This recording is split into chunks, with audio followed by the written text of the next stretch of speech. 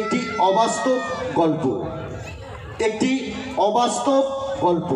নাট্যকার বিমান বন্দ্যোপাধ্যায়, নির্দেশনায় রণধীর দাস, পরিবেশনায় ঘোকসাডাঙ্গা সাংস্কৃতিক সম্প্রীতি সংঘ। নাটক শুরুর পূর্বে একটি স্বনির্বন্ধ অনুরোধ, আপনারা প্রত্যেকেই মোবাইল ফোনের ভলিউমটি মিউট করে রাখবেন। খুব বিপদ ছাড়া আপনারা মোবাইল ফোনটি ব্যবহার করবেন না। আশা করি নাটককে সুন্দরভাবে পরিবেশন করতে আমাদের এই অনুরোধ আপনারা রাখবেন। শুরু করছি আজকের নাটক, একটি অবাস্তব গল্প।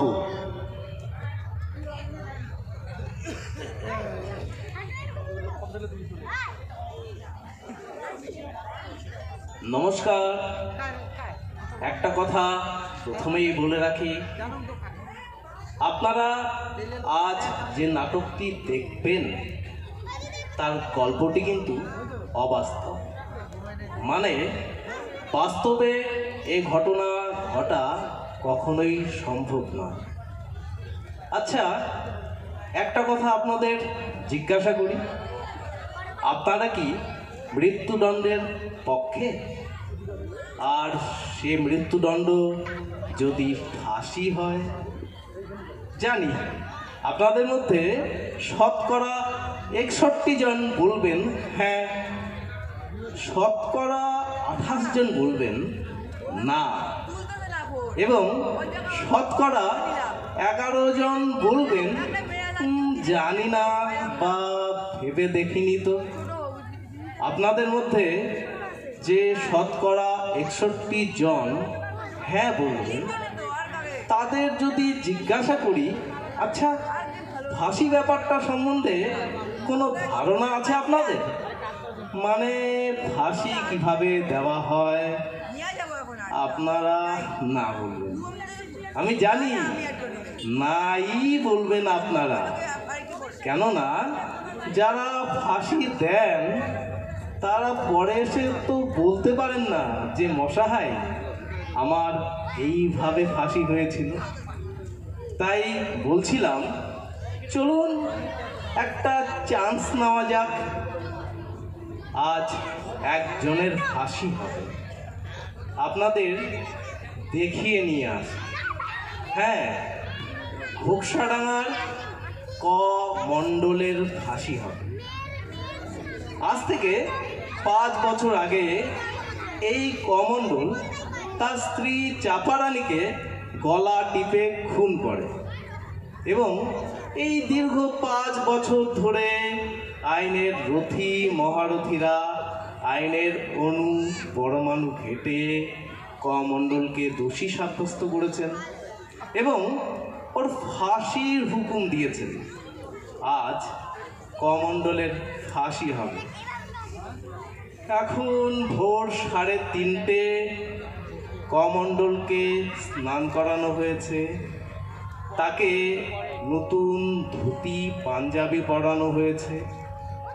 জেলা সাহেব সস্নেহে তাকে জিজ্ঞাসা করলেন সে কি খেতে ভালোবাসে। সবাইকে চমকে দিয়ে সে বলেছে যে সে ভোরবেলা লঙ্কা পোড়া দিয়ে পান্তা ভাত খেতে ভালোবাসে। ভাবলুম ওই বেটার ছেলে সারা জীবন কিছু খায়নি, তাই সন্দেশ মিষ্টি রসগোল্লা খেতে চাইবে।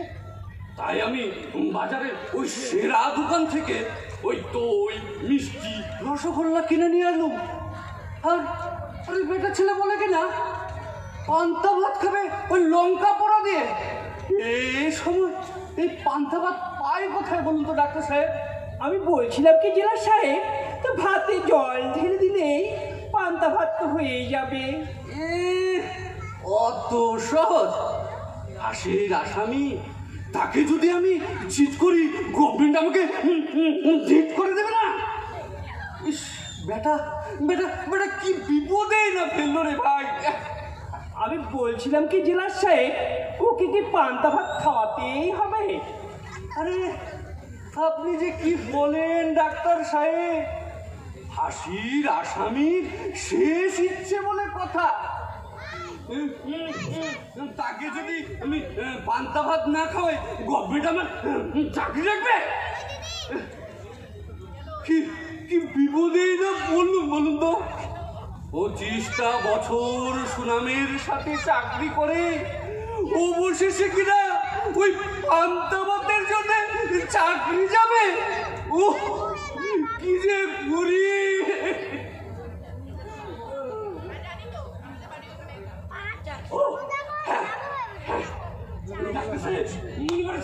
মনে পড়েছে ওই নকুল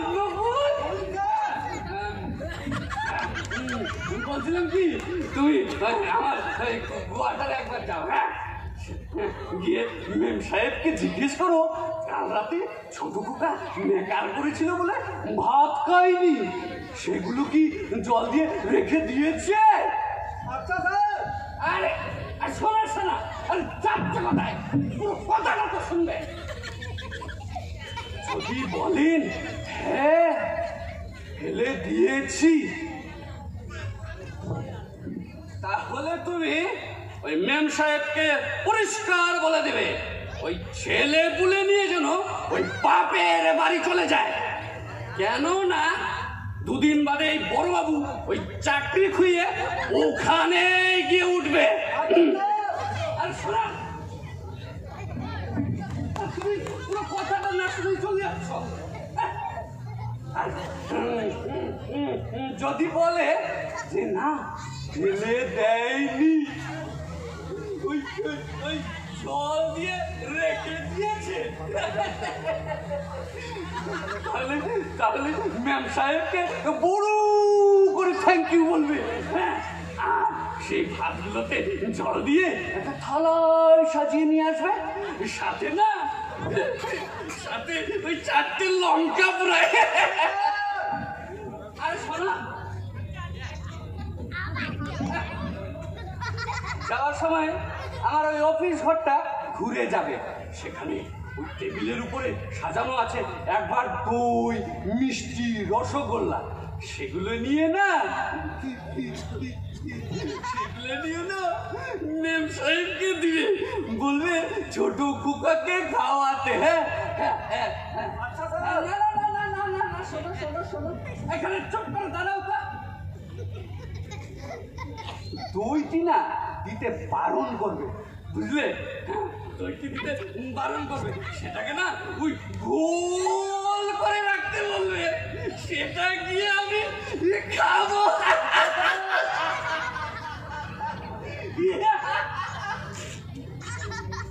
গেলো দাঁড়িয়ে না, আমার কিছু বলার নেই, তুমি এখন যেতে পারো। আর শোনো, একটু তাড়াতাড়ি এসো। হ্যালো, যাই হোক, অনেক কষ্ট করে জেলার সাহেব ক মণ্ডলের শেষ ইচ্ছা অনুযায়ী তাকে পান্তা ভাত খাওয়ালেন। তারপর তাকে নিয়ে আসা হলো ফাঁসির মঞ্চের কাছাকাছি একটা জায়গায়। সেইখানে সরকারি পুরোহিত শ্রী পঞ্চানন বাচস্পতি মহাশয় তাকে গীতা পাঠ করে শোনাচ্ছেন।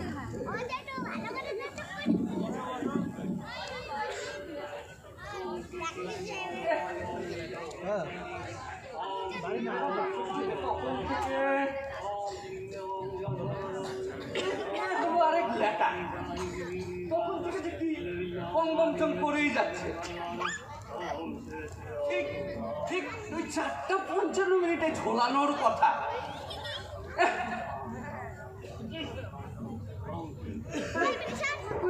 কি যে করছে, ভালোই লাগছে না। আমি বলছিলাম কি জেলা সাহেব, ওকে একটু তাড়া মারুন না। ডাক্তার সাহেব, তারা মারাটা ঠিক হবে না, বুঝলেন না? সরকারি পুরুষ। সরকারি পুরুষ, তাহলে তো লেটা চুকে গেল।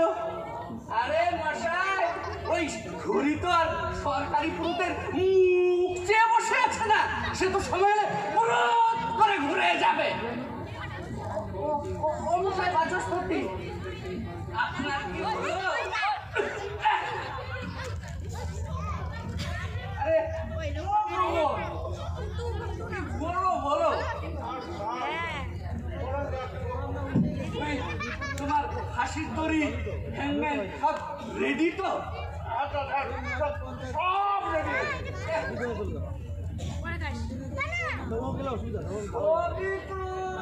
ঠিক আছে। আরে ও মশাই বাচস্পতি, আপনার কি হলো?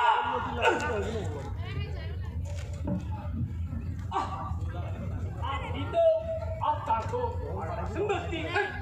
না, এক বছর পরে পড়ে যাচ্ছে, তাকে আমি একটু ঠাকুরের নাম শোনাচ্ছি। ঠাকুরের নাম শোনাচ্ছে? আপনি ওর কানের গোড়ায় বিড়বিড় করে ঠাকুরের নাম শোনাচ্ছেন না আমার নামে কিস্তি দিচ্ছেন? আমি কি দেখতে গেছি? যান, তাড়াতাড়ি করুন, যান যান।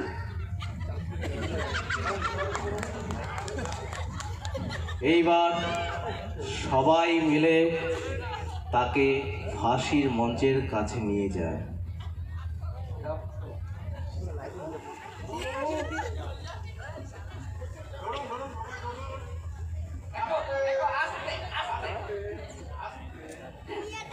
স্বামী বলে কথা, শেষ দিন।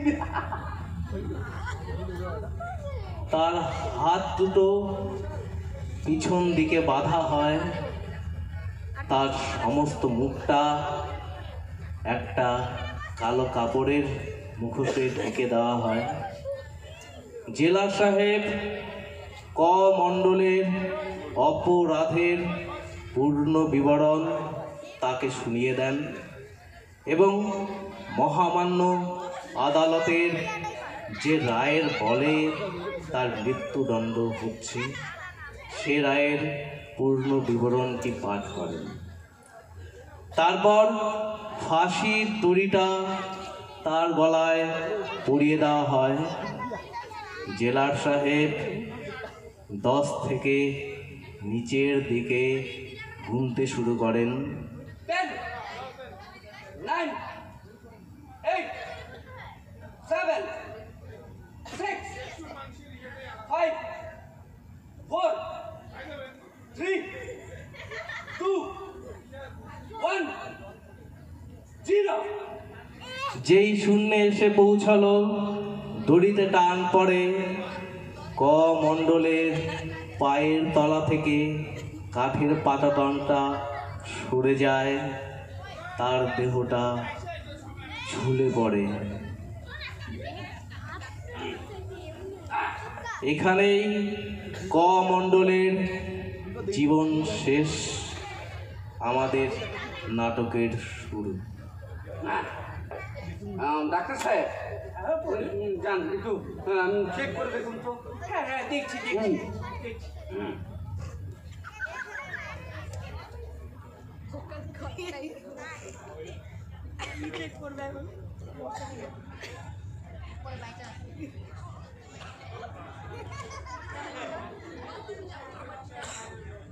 My God! He's still alive! Impossible! Answer! Yes, I sure he's still alive! না না, হতেই পারে না। ডাক্তার, নিশ্চয়ই আপনার কোথাও ভুল হচ্ছে। ভুল ভুল আমার হয় না। ডাক্তার হিসেবে যদি বাঁচবে কিনা সেটা হয়তো ঠিক বলতে পারি না, যদি মরে গেছে কিনা এটা আমি ঠিক বলতে পারি। হবেই তো হবেই।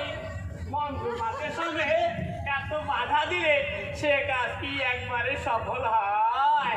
একবারে মানে ওকে কি আমার ঝোলাতে হবে নাকি? কি করবেন স্যার? সরকারি হুকুম বলছে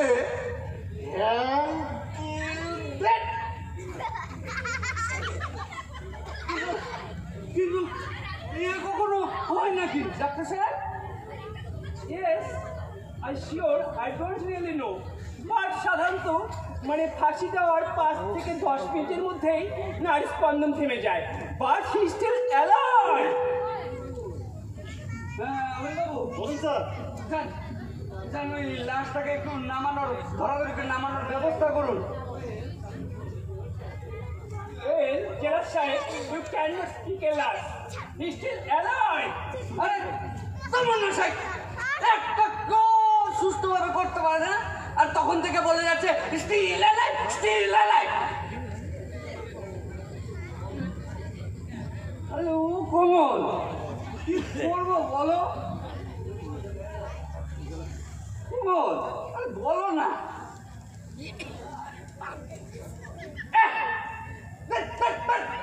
তোমাকে বলেছি অফিসে এসব এসব করবে না। এটা বুঝতে পারছি না। আচ্ছা স্যার, একটা কাজ করলে হয় না? কি কাজ?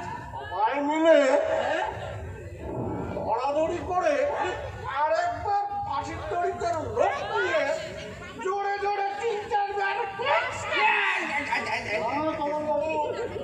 যাতে আইনে আটকাবে। আইন বলছে যে লোকটা ফাঁসি হচ্ছে সে তার মৃত্যুর পূর্ব মুহূর্তে জেনে যাবে সে কি অপরাধ করেছিল, তাই তার ফাঁসি হচ্ছে। বুঝলেন না? ওর তো কোনো জ্ঞানই নেই। আচ্ছা, একটা কাম করলে হয় না? যখন তো দিয়ে যদি জ্ঞানটা ফিরে এনে যায়, তাহলে আমি প্রথম দিকে আমার মন্ত্র পাঠ করে শোনাই। প্রথম থেকে মানে? ওই পান্তাবাদ থেকে? আই এম সরি, আমার বাড়িতে কোনো পান্তাবাদ টান্তাবাদ নেই। না না, প্রথম থেকে করার কি দরকার? কোনো রকমে ওর জ্ঞানটা ফিরিয়ে নিয়ে এসে ওকে রায়ের বয়ানটা শুনিয়ে দিয়ে ঝুলিয়ে দিলেই চলে। কি আর কি, আমি কি এখানে গাছ কাটতে যাচ্ছি যে আমার একটা পুকুরি বানা মাঠে মারা যাবে? সেটা আমি ঘটে দিব না। আপনারা কাজ করুন, ওর জ্ঞান ফিরিয়ে আনুন, দরকার হলে আবার আমি প্রথম থেকে মন্ত্র পাঠ করে শোনাই। দোহাই মশাই, আর মন্ত্রের কোনো কাজ নেই। আপনার ওই অঙ্গঞ্চং সংস্কৃত শুনে হয়তো ওর প্রাণটা বিরতি যাচ্ছে না। আরে ও ডাক্তার সাহেব, বলুন বলুন, দেখুন না কোনোভাবে যদি ওর জ্ঞানটা একটু ফেরানো যায়। ঠিক আছে, আমি 5 মিনিটের মধ্যে করে দেবো। দেখুন দেখুন।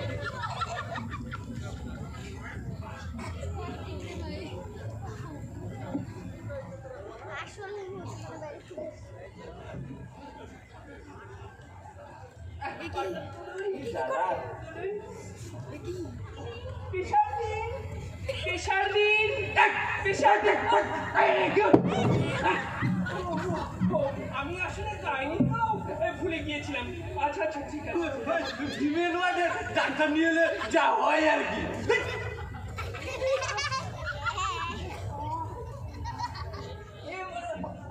Marijuana, respiration, artificial, artificial, হাত বন্ধ, এমনি করে, হাতটাকে তো চালু করে, জ্ঞানী শিখেছে,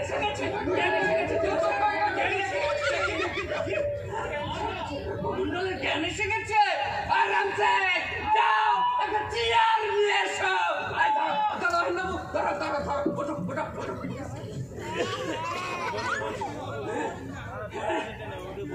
জ্ঞানী শিখেছে, জ্ঞানী শিখেছে।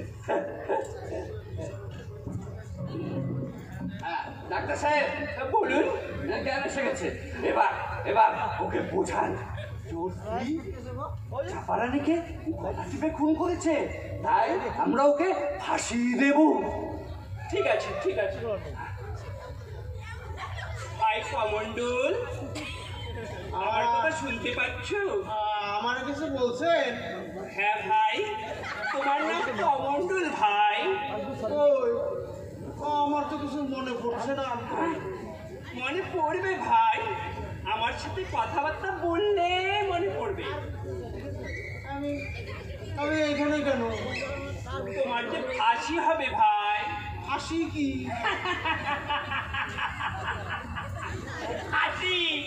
ফাঁসি হইল স্বাস্থ্যসম্মত উপায়ে গলায় দড়ি দিয়ে ঝোলানো।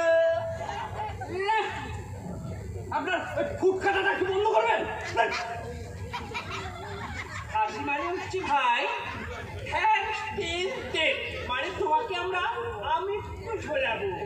আমার ঝোলালে কি হবে? তোমাকে ঝোলালে তুমি মরে যাবে। মরা কি? মরা হলো বেঁচে না থাকা। তাহলে আপনি বলুন, আমি চলে যাচ্ছি। দেখুন মশাই, আর আপনি যদি ওই একটাও কথা বলেন না, তাহলে আপনাকে এখান থেকে জোর ধাক্কা দিয়ে বের করে দেবো। ডাক্তার সাহেব, কন্টিনিউ। মরা মানে বেঁচে না থাকা। বাসা কি? বাচ্চা মানে বাচ্চা। এই যে আমরা যেমন বেঁচে আছি। আমরা কি বেঁচে আছি? কি উত্তর দেবেন দাও। Sorry doctor, sorry. অবশ্যই বেঁচে আছো ভাই। এই যে তুমি প্লাস্টিকের চেয়ারে বসে আছো। ব্যাটটা ছাতোয়াই অফিসে এতগুলো সার পোকাওয়ালা চেয়ার, একটা সার পোকাওয়ালা চেয়ার এনে দিতে পারলো না। ওই সার পোকার কামড়ে ব্যাটা বুঝতে পারতো একটা বেঁচে আছে না মরে গেছে। চার সিট খাওয়ার মতলব যদি না থাকে, তাহলে চুপ করে দাঁড়িয়ে থাকা। একদম অসভ্য।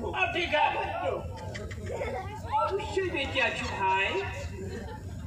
এই যে তুমি দেখতে পাচ্ছ না, তোমার সঙ্গে দাঁড়িয়ে আছি। আপনি কি?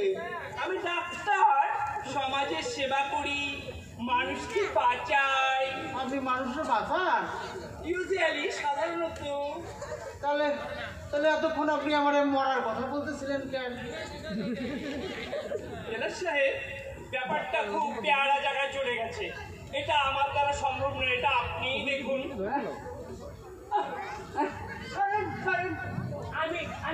আমি যাচ্ছি। কমান্ডার, তুমি আমার কেন? না, তোমার তো কেনার কথাই না। তোমার তো আগে কখনো ফাঁসি হয়নি।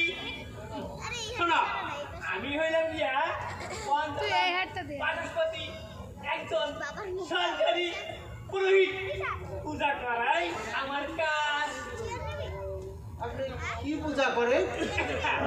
এই মনে করো জেলে দুর্গা পূজা, কালী পূজা, সরস্বতী পূজা, লক্ষ্মী পূজা, ভিডিও করা যাবে, এই কার্তিক পূজা, সরতে বলতে তুই অনুশাসন পূজা।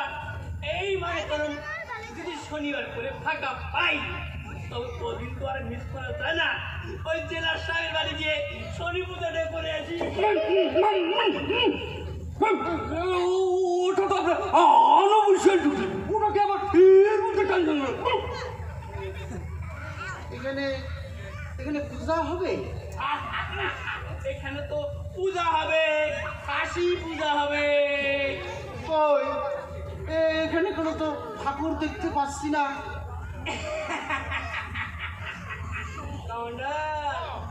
তুমি দেখবে কি করে?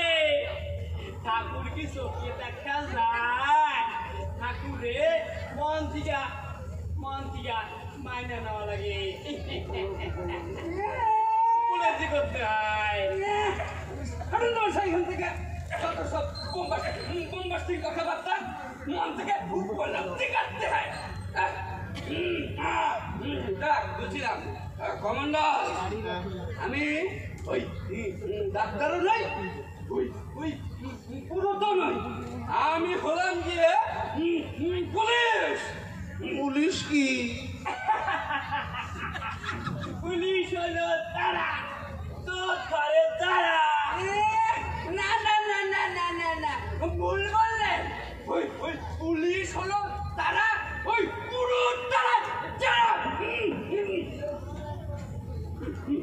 ওই আর একবার একটা কথা বললে না সোজা গাল একটা দিয়ে বের করে দেবো। আমারে বাইক করে দিব এত বড় সাহস? আমি হইলাম সরকারি পুরোহিত, আমারে বের করে দেওয়ার তোমার কোনো ইখতিয়ার নাই। আর একটা কথা বলে দেখুন, এই আমার এখতিয়ার আছে কি নেই বুঝিয়ে দেব।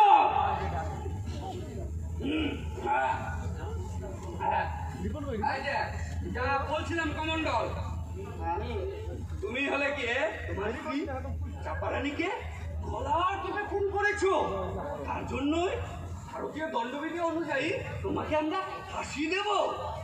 চাপারানিকে? চাপারানি? চাপারানি তোমার স্ত্রী, যাকে তুমি গিয়ে গলার টিপে খুন করেছো। মনে পড়ছে না? না।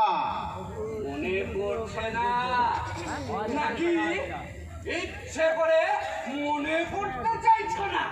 না গো বাবু, আমি সত্যি করে বলছি, আমি কিছুই মনে করছি না। ঝামেলা খেলো। ও কমল, কি করে বলো তো, বুঝতে শুনতে দাও না। কিছুই তো বুঝতে পারছি না স্যার, এমন ভাবে হবে না। মানে সেদিনকার ঘটনার একটা পূর্ণাঙ্গ বিবরণ ওকে দিতে হবে, তাহলে যদি কিছু মনে পড়ে। হ্যাঁ? পূর্ণাঙ্গ বিবরণ পারলে আপনি দিন। আমি দেবো। হ্যাঁ, দিন।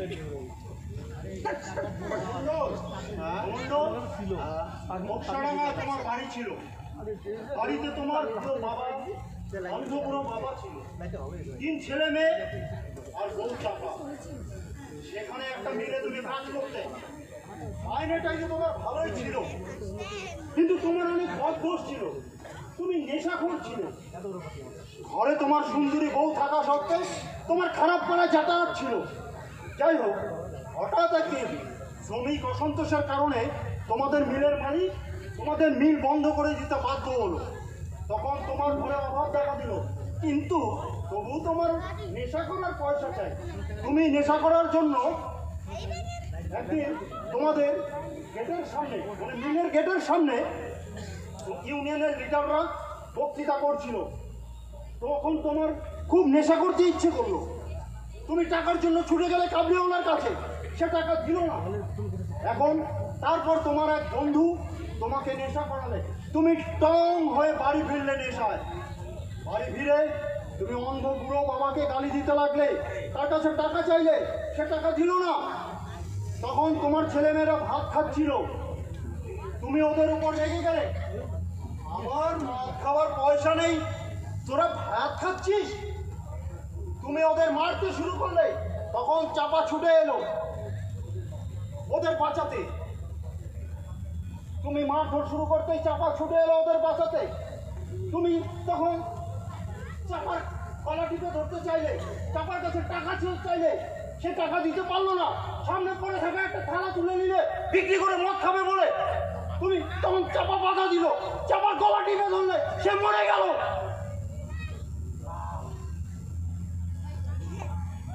মন্ডল, শুনলে তো সব কথা, এবার মনে পড়েছে? না। अरे केष्टो भाई, हिंदी में बोलने से कुछ तो फायदा होगा। দেখছিস না, বাংলায় বললে কাজ হচ্ছে না, ও আবার সবাই হিন্দি বলতে চাইছে।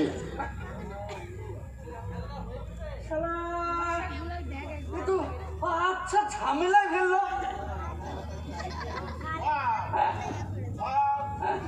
আমার মাথায় আইডিয়া এসেছে, ছাড়ো ছাড়ো। মানে বলছিলাম কি, আমরা সবাই মিলে সামনে একটা নাটক অভিনয় তুমি কি বলতে চাইছো?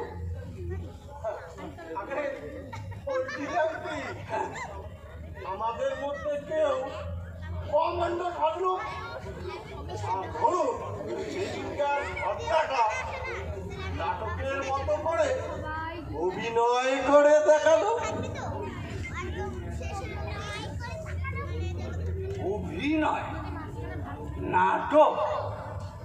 Not a very bad idea. কি বলেন ডাক্তার সাহেব, একটা চান্স নেওয়া যায়? অবশ্যই দেখতে পারি একটা চান্স নিয়ে। বেশ তো, তাহলে শুরু করা যাক। কমল, কমল, তোমার আবার ওই অ্যাক্টিংটা খুব ভালোই আসে। তুমি তুমি কমণ্ডলে পুরো বার্তা সাজো তা। এই নলাটি যাও। আর অহিন বাবা, তুমি হলে গিয়ে এই নাটকের হিরো, মানে কি ওই কমণ্ডল, ঠিক আছে? আর এই যে ছেলেপুলেরা, তোমরা ছেলেপুলে সাজবে, ঠিক আছে? দুষ্টামি করবে না। আর ডাক্তার সাহেব, তুমি হলো গিয়ে সাবুনের করে দিয়ে দাও। অহিন বাবু, ওই অফিসে একটা ব্যাগ আছে, নিয়ে আসুন। আর ডাক্তার সাহেব,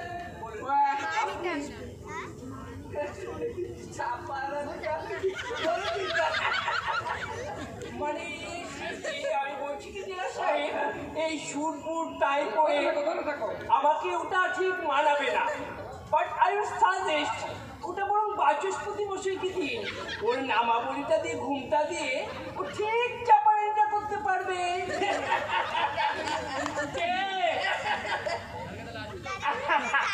আমি আমি আমি চাপাড়ি হব না, আমার সাথে ওসব ভালো মানাবে না।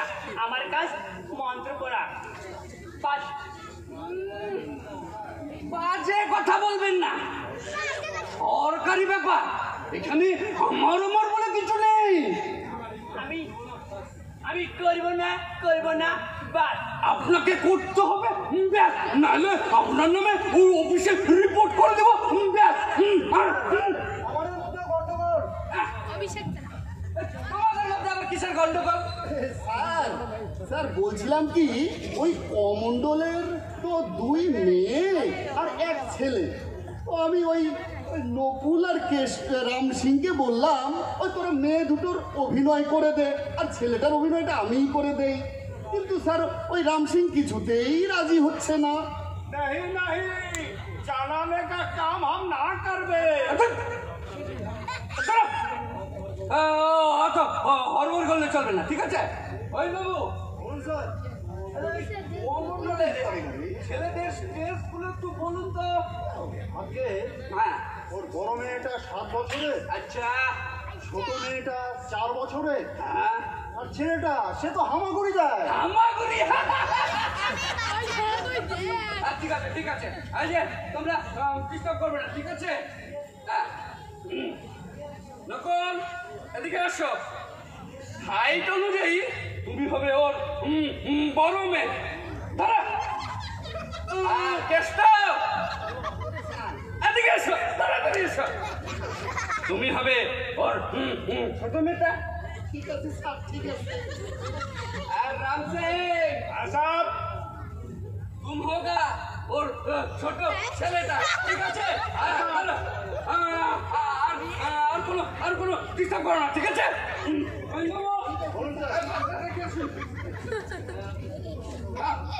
এখন এখন শুরু করা যাক। শুরু করুন। বসো তোমরা। ওই বাবু, বলছিলাম কি, ওই যে বিলের গেট থেকে, ঠিক আছে? হ্যাঁ, আমি হলাম যে ওই ইউনিয়নের লিডার, আমি বক্তব্য দিচ্ছি। বন্ধুগণ, আজ 1 মাস হলো, 3 মাস হলো কারখানা বন্ধ। মালিক বলেছে, মালিক অকমল, মালিক কি বলেছে?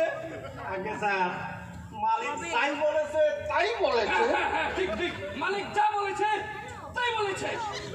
কিন্তু আমরা কারখানা খুলবই, তাতে সে কারখানা থাকুক আর নাই থাকুক, আমাদের একজোট হয়ে থাকতে হবে, মাথা উঁচু করে থাকতে হবে, সেই তাল গাছের মতন। রবীন্দ্রনাথ আমার ছোট খোকার বইয়ে বলেছে, তাল গাছ এক পায়ে দাঁড়িয়ে সব গাছ ছাড়িয়ে উকি মারে আকাশে। তাই আমাদের মাথা উঁচু করে সবাইকে ছাড়িয়ে উকি মারতে হবে সেই মালিকের বাড়িতে। আপনারা সবাই একজোট হন, বন্দে মাতরম। আপনাদের নেতা দীর্ঘজীবী হোক। হাততালি। শুরু করুন। বাবুদের বক্তৃতা শুনে শুনে কান পচে গেল। এখন খুব একটু নেশা করতে ইচ্ছে করছে, কিন্তু পকেটে একটা টাকা নেই। টাকা পাই কোথায়? ওই তো রমত ভাই। আরে মন্ডল ভাই, কেমন আছো? কি খবর? ভালো নই ভাই, ভীষণ বিপদের মধ্যে আছি। আজ 1 মাস হয়ে গেল কারখানার গেট বন্ধ, তাই তোমার কাছে এসেছি। আমার কাছে কেন আসিয়াছো? আমি কি কারখানার মালিক আছি? না মানে কটা টাকা যদি ধার দাও। টাকা ধার তোমাকে কাভি নাই দেব। না, নীল খুললেই শোধ করে দেবো। ও মেয়ের খুলবার নাই, কোনোদিনও খুলবে না। আজ না হয় কাল, একদিন না একদিন তো খুলবে। যখন খুলবে তখন দিব, যত যাবে তত দিব, লেকিন আমি 1 পয়সাও দিব না। জয় হিন্দ, জয় হিন্দ, জয় হিন্দ। দিলেন তো সম্মাটি করে ডাক্তার সাহেব। যে কাবলিওয়ালা টাকা ধাতে সে আবার কি ওই হিং বেচে? বেচে না সে কি? আমার তো ধারণা ছিল বেচে বেচে। যেটা জানেন না সেটা নিয়ে তো খবর করবেন না, ঠিক আছে? আপনি আমার চেয়ে বেশি জানেন, আমি নিজেই দেখেছি। আপনি নিজের চোখে দেখেছেন যে কাবলিওয়ালা টাকা দেয় সে আবার রিঙ্গো বেচে? শুধু দেখেছি নয়, আমি আমার নিজ ষষ্ঠপুতের অন্নপ্রাশনের সময় ধান নিয়েছিলাম। আছে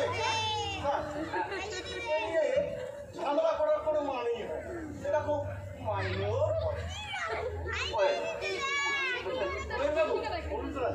শোন না, এদিকে আসুন, এদিকে আসুন। ব্যাপারটা একটু ওই রিয়ালিস্টিক বললে হয় না? কত সফিস্টিকেটেড কথাবার্তা ওই প্রমণ্ডল শ্রেণীর লোকেদের মুখে না ঠিক মানায় না। এই 2-4টে কিস্তি টিস্তি দিন না। পারবো না স্যার, মানে কিস্তি দিতে পারবো না। কেন? কিস্তি আপনার বৌমার দিব্যি দেওয়া আছে স্যার। দিব্যি? হ্যাঁ স্যার, বিশাল দিব্যি। আগে এই চাকরিতে প্রথম ঢোকার পর খুব খারাপ হয়ে গেছে, যখন তখন কিস্তি বেরিয়ে আসে। বিয়ের পর প্রথম যখন শ্বশুর বাড়িতে যাই, তখন শ্বশুরের সঙ্গে গল্প করতে করতে 2টো কাঁচা কিস্তি এমন বেরিয়ে গেল না স্যার। সেই থেকে আপনার বৌমা দিব্যি দিয়েছে, যদি কোনোদিন কিস্তি দিই তাহলে ওর মরা মুখ দেখবো। ওই বাবু, আপনি ওই পুলিশের চাকরি ছেড়ে গিয়ে পাঠশালায় ভর্তি হন। না স্যার, আমি বলছিলাম কি স্যার, এই কমান্ডোটা না আপনি করুন। আমি হ্যাঁ, মানে সত্যি বলতে কি, এই নাটকের বাস্তবতা আনতে গেলে বাস্তবতা একটু কিস্তি টিস্তি দেওয়া উচিত, কিন্তু কিস্তি ফিস্তি আপনার ভালো আসে, বুঝলেন না? না না, এখানে কিস্তি করলে আমি থাকবো না। দেখুন বাজে সত্যি মশাই, এরকম এই চাকরি করতে এসে অত পিঠ পিতানি দেখালে চলে না, ঠিক আছে? ঠিক আছে, কমলটা আমি করে দিচ্ছি। না হয় ওই কিস্তি টাস্তি 2-4টে কমিয়ে দিলাম। শুরু করুন। বসে যাও।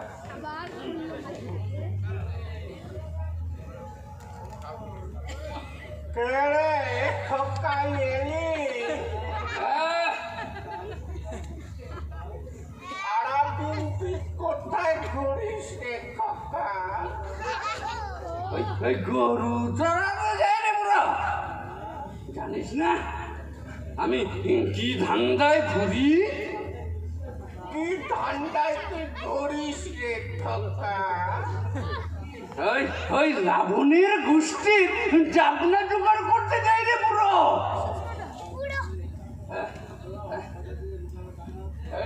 তোমার কাছে যে লুকোনো টাকাগুলো আছে সেগুলো আমাকে দাও। আমি টাকা টাকা আমি কোথায় পাবো রে খোকা? কোথায় পাবে তার আমি কি জানি? আমি মাল খাবো, আমাকে টাকা দাও। টাকা টাকা আমি কোথায় পাবো বল? কেন? আমার যখন চাকরি ছিল তখন তো রোজ চুরি করে করে আমার পকেট থেকে টাকাগুলো সরাতে। সে টাকাগুলো কোথায় রেখেছ? না বাবা, ধর্ম তো বলছি আমি কোনোদিন তোর পকেট থেকে টাকা নেইনি। মিথ্যা বলছো?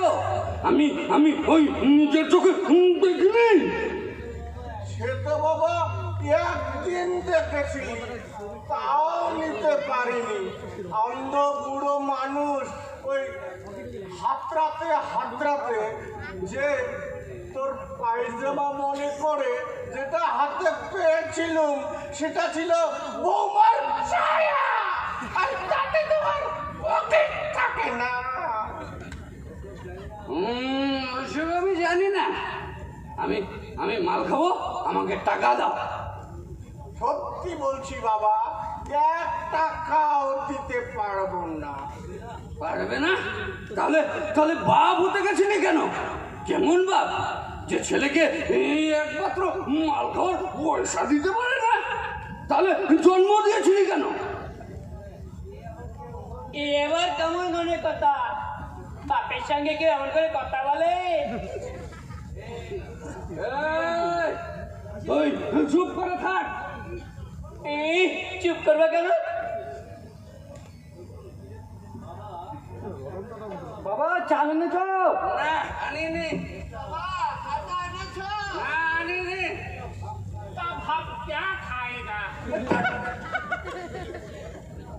কত যদি একটু বুদ্ধি থাকতো।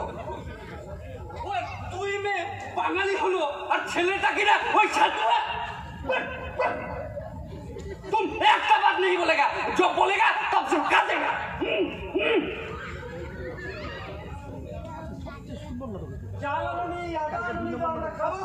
খাবে খাবে আমার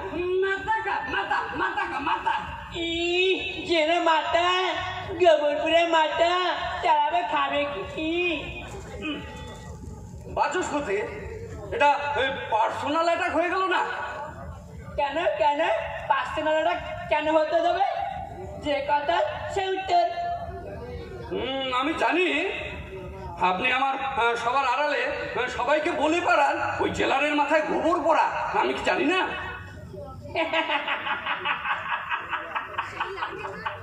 সেটা সেটা তো আপনার কিন্নিরি কথা।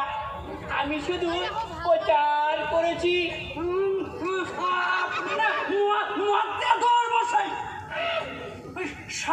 সামনে বলার কোনো সাহস নেই, তাই আড়ালে আবদালিকে মকাবে শুনিয়ে দিলেন। ঠিক আছে, আমিও মকা পাই, আমিও দেখিয়ে দেব। নিন নিন, ধরুন ধরুন। তার তুলে কথা বলবো নি বলি তোর মুখে পোকা পড়বে। বেশ করবো,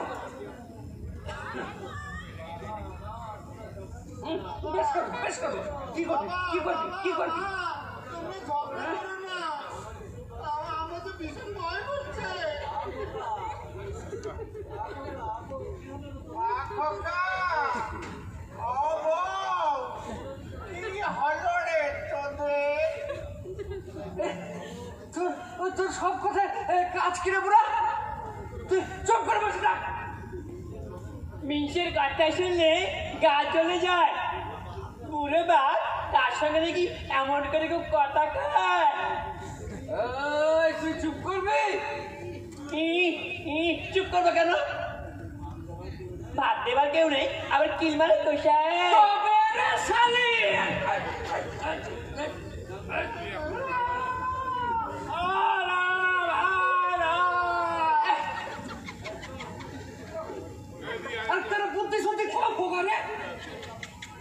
বাঙালি ছেলে কাদার সময় কিনা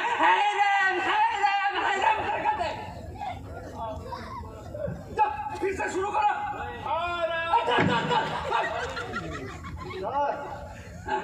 বলছিলাম কি, অনেক দূর তো হলো, এবারে ওকে একটু জিজ্ঞেস করে দেখলে হয় না ইতিমধ্যে ওর কিছু মনে পড়েছে কিনা? ঠিক বলেছি।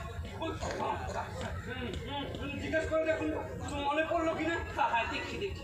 ভাই কমন্ডল, তোমার কি কিছু মনে পড়েছে? জেলা সাহেব,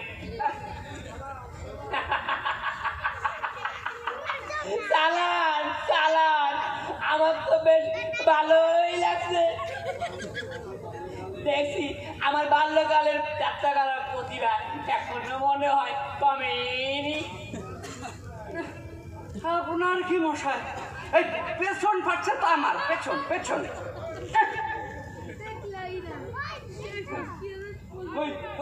ওই কত কষ্ট করে বানিয়ে সংলাপগুলো বলতে হচ্ছে। কেন ওইসব সংলাপ তো প্রত্যেকেরই মুখস্থ রাখা দরকার, কারণ প্রত্যেকের ঘরে তো পত্নী আছে। না, পত্নী আছে, তো আমার পত্নীর সাথে আমার কোনো ঝগড়া হয় না। তিনি আমার বড় স্নেহ করে। কি হলো এরকম আসলে কেন? না স্যার, মানে এখানে স্নেহ কথাটাও বড়দের ক্ষেত্রে প্রযোজ্য। হ্যাঁ, আপনি বোধহয় জানেন না, আপনার যে বৌদি আছে না, সে আমার থেকে ঠিক 5 বছরের বড়। হ্যাঁ, ঠিক আছে, না শুরু করো। ভাত দেওয়ার কেউ নেই, আর কিল মারা গোসাই। যেখানে ভালো খেতে পাবি সেখানে জানা কেবল কাটকেছি। যাবোই তো, যেখানে চোখ যাই সেখানে যাব। চলে গেলেই তো পারিস।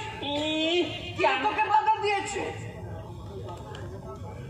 তোর বাপের ক্ষমতা থাকলে তোকে নিয়ে যাক না এখান থেকে। কেন যাব? তখন তোর বাবাকে বলেছিলি যে তুই আমাকে ছাড়া কাউকে বিয়ে করবি না। তোর বাপই তো তখন আমার পা ধরে বলেছিল। এই বাপের নামে এসব কথা বলবি না, তোর মুখে পোকা পড়বে, মুখ খসে পড়বে। ডাক্তারবাবু, এবার তো নামের থাকা যায় না। তবে রে শালি,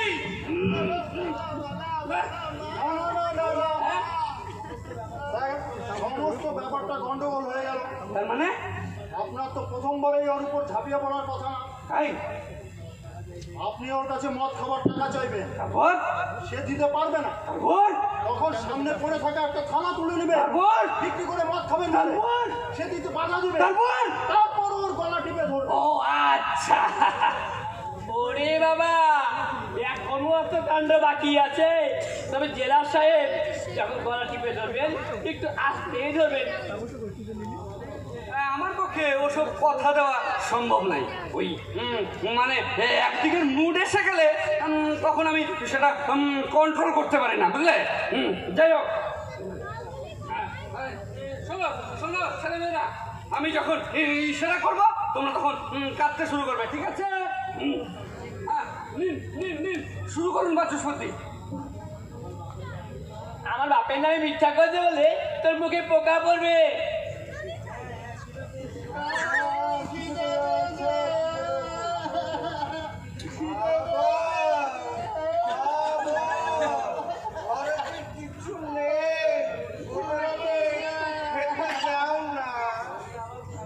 ঘরে আবার থাকবে কি, যেমন বাপ তেমন আর কি।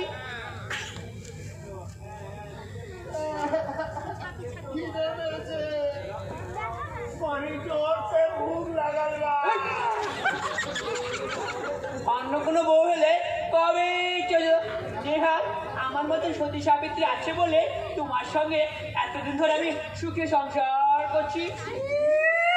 সত্যি? ওই সতীপনা আমার সামনে করিস না। তুই যদি অতই সতী হতিস তাহলে তোর দুটো মেয়ে বাঙালি হলো আর ছেলে হলো কিনা ওই ছাতুয়া।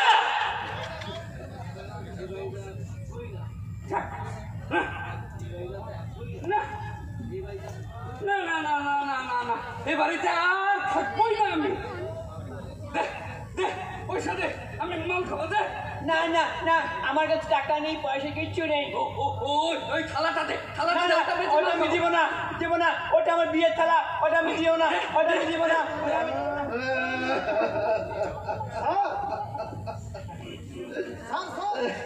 স্যার কেঁদেছে স্যার কেঁদেছে ওই, দেখি দেখি দেখি দেখি কেঁদেছে কেঁদেছে কেঁদেছে নকুল, কেঁদেছে কেঁদেছে।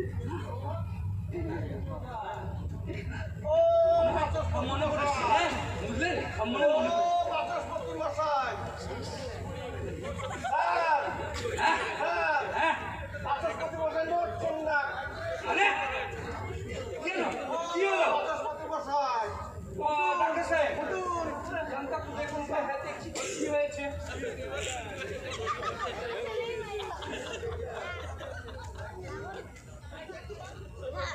I'm sorry, he's dead.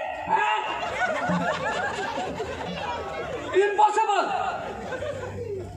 Vachaspati, Vachaspati, উঠুন না মাইরি। কি আর কি করছেন? উঠছেন না কেন বাচস্পতি? আপনি আমার উঠুন মাইরি, ভাইরে, বন্ধুরে, আমি ওর গলাটা তো আস্তে কেটে ধরেছিলাম। সত্যি সত্যি বলছি, আমি ওকে মারিনি। দেখুন না, যদি আপনার ওই এই রিওমারকে কিছু করা যায়। সরি জেলার সাহেব, কোনো লাভ নেই, ইজ অলরেডি ডেড। না না না, ও বাচস্পতি, ওঠো না, ওঠো না, আরে সারা বাচস্পতি, ওঠো না রে। বাবা আমার, ভাই আমার, ওঠো না রে বাচস্পতি, ওঠো না। একবার চোখ খুলে তাকা।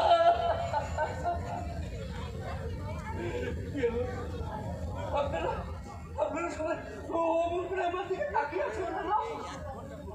বিশ্বাস করুন, আমি আমি আমি ওকে মারতে চাইনি।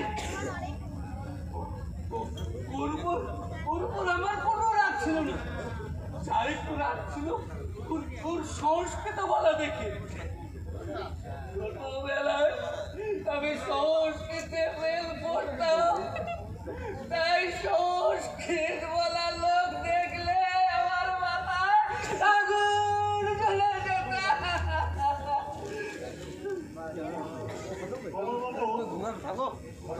হেডকোয়ার্টারে ফোন করে শোনাতে হবে বুঝলেন?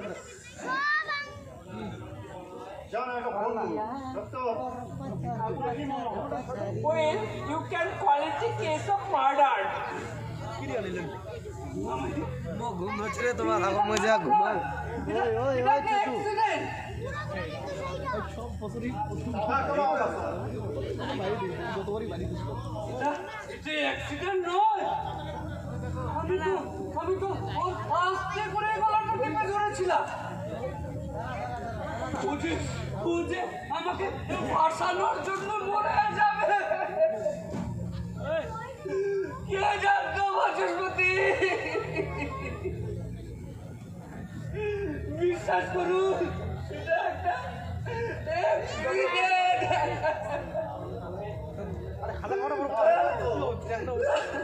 তাহলে তো কমণ্ডলের ব্যাপারেও ঘটনাটা অ্যাক্সিডেন্ট হতো স্যার। দুটো কেসের মোটিভ তো আলাদা। ওই কমণ্ডল ওর স্ত্রী চাপারানিকে গলা টিপে খুন করেছে। আমি তো বাচস্পতি তো মরে গেছে। তার মানে আপনি বলতে চাইছেন বাচস্পতি সুইসাইড করেছে? আমি যে কি বলে ফেলি কিছুই বুঝতে পারছি না।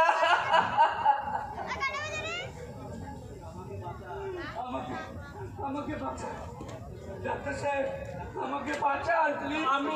আমি আপনাকে কি করে বাঁচাবো? আমি তো গাড়ি ডাক্তার, আর আপনার তো কোনো অসুখ বিসুখ কিছু হয়নি যে অপারেশন করবো। ভগবান বাঁচাবে আমাকে।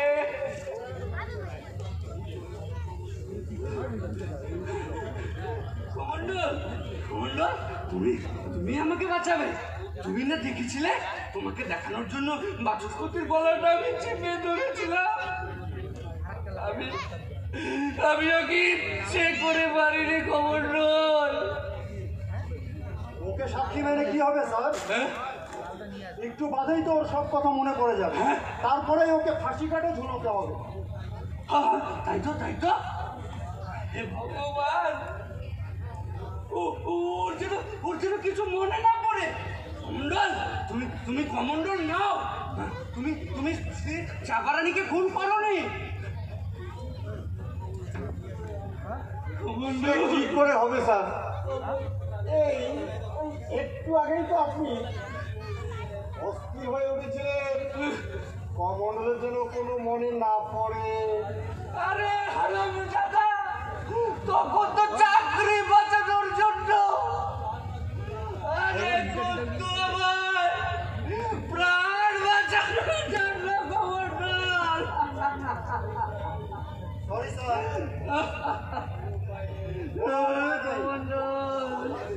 আমার বাবু হেডকোয়ার্টারে ফোন করুন। না কমল, না কমল, আমি তোমাকে কত ভালোবাসি কমল। তুমি এখনই ফোন করো না। ওরে বাবা রে, কি মুশকিলে বললুম রে বাবা। আরে ও রকুল, মেম সাহেবকে গিয়ে বলো আমার আর ঘুম খাওয়া হলো না।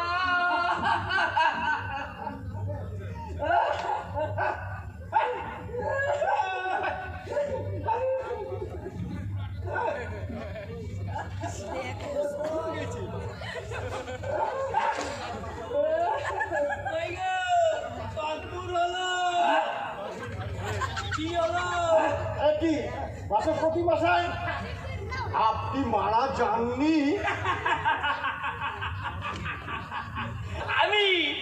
আমি তো মারা গেছিলাম, তবে খালি সময়ের জন্য।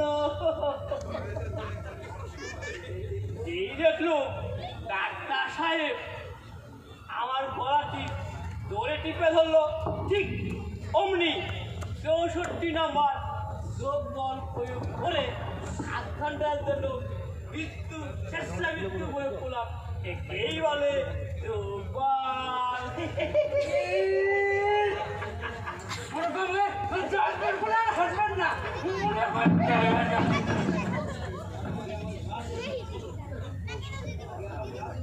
আগে আমার গা জ্বলে যাচ্ছে, মনে হচ্ছে দাঁতগুলো পটপট করে পটপট করে।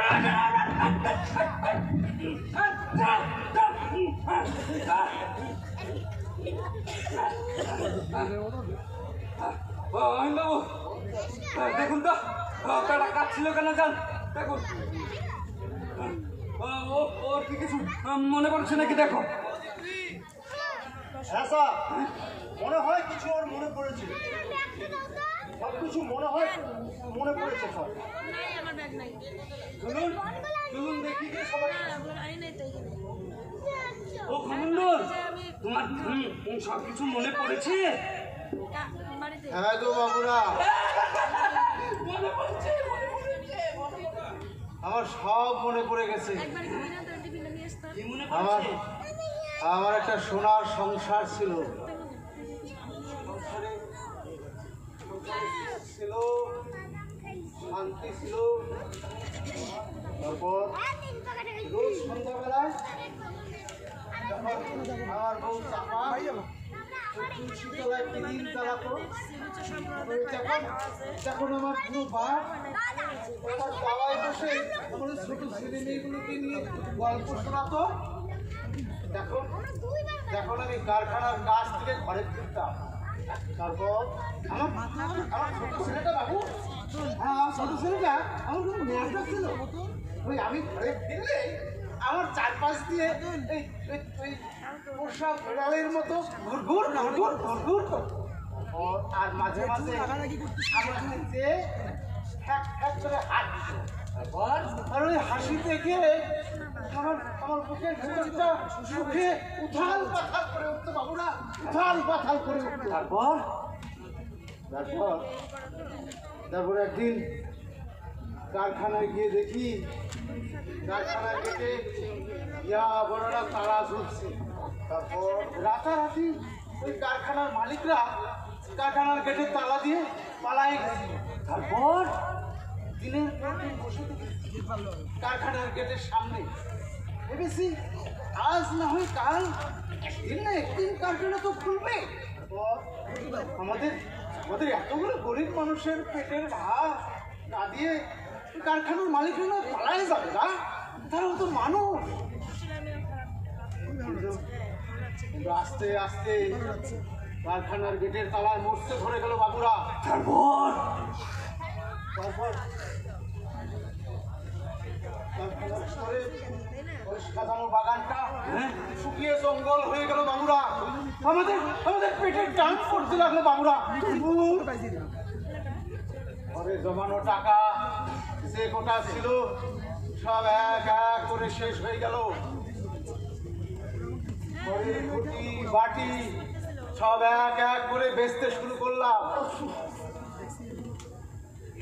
এই কারখানা ও কারখানা ঘুরে বেড়াতে লাগলাম একটা কাজের আশায়। কিন্তু কিন্তু কই একটা কাজ দিলে না বাবুরা, একটা কাজ দিলে না। ভাবলাম চাষির ছেলে আমি, জমি চাষ করে খাবো। নিজের জমি ছিল না তো কি হয়েছে, অন্যের জমিতে লাঙল দিয়ে খাবো। 100 টাকা জমি ওকে দিলে না বাবুরা, 100 টাকা জমি ওকে দিলে না। আর এদিকে আমার ছেলে মেয়েগুলান না দিন দিন নিস্তেজ হয়ে যেতে লাগলো।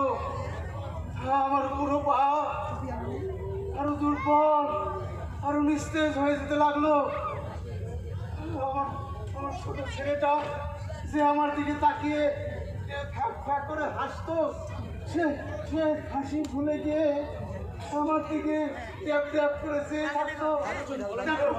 যেন ওই দুচোখ দিয়ে বলতো, মা আমার বড় খেতে পেরে গেছে রে মা, আমায় কিছু খেতে দেবে মা।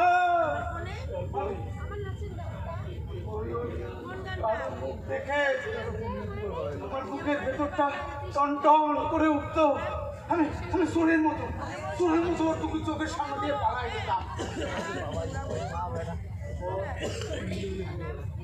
তারপর একদিন অনেক রেইতে চোরের মতো আমি বাড়ি ঢুকতেছিলাম। দেখেছি ছেলে মেয়েগুলো ঘুমিয়ে পড়েছে, শীতের জ্বালা কতক্ষণ সহ্য করবে। কিন্তু পরে গিয়ে দেখি আমার চাপা ছেলে মেয়েগুলোকে ভাত খাওয়াচ্ছে। আমি আমি দৌড়ে গেলাম চাপার কাছে, বললাম চাপা চাল পেলি কোথায়? চাপার পর চাপা আমাকে বললো ছেলে মেয়েগুলা শীতের জ্বালা সহ্য করতে না পেরে ওই পাশের বাড়ির থেকে 2 মুঠো চাল চুরি করে এনেছে। আমার মাথায় কেমন ধরে পড়ে উঠলো, না না চুরি করা চালের ভাত আমার ছেলে মেয়েদের আমি খেতে দেবো না। চাপা ছুটে এসে ওর পায়ে ধরলো, বললো ওদের বড় খিদে লেগেছে, ওরা তো অনেকদিন কিছু খায়নি, ওদের একটু খেতে দাও।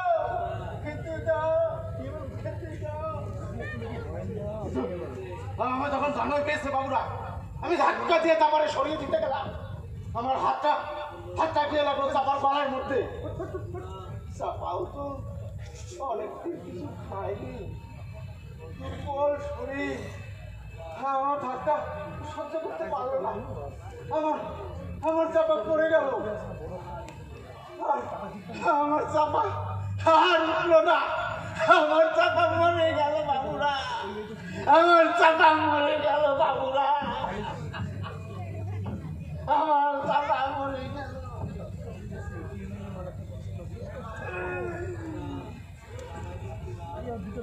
বাবুরা তোমরা আমার ফাঁসি দাও, আমার হাত বাঁধতে হবে না, আমার চোখও বাঁধতে হবে না। আমি নিয়ে চলো, আমরা ফাঁসি দাও। আমি চাপার কাছে চলে যাই, চাপারে গিয়ে বলি, চাপা আমি তোরে মারিনি রে, চাপা আমি তোরে মারিনি রে, আমি তোরে মারিনি রে চাপা, আমি তোরে মারিনি রে চাপা। তবুও ওরা আমার ফাঁসি দেবে। আর যারা তোরা সত্যি মেরেছে তাদের কেউ খুঁজে পাবে না রে কোনোদিন চাপা, তাদের কেউ কোনোদিন খুঁজে পাবে না, তাদের কখনো ফাঁসি হবে না রে চাপা।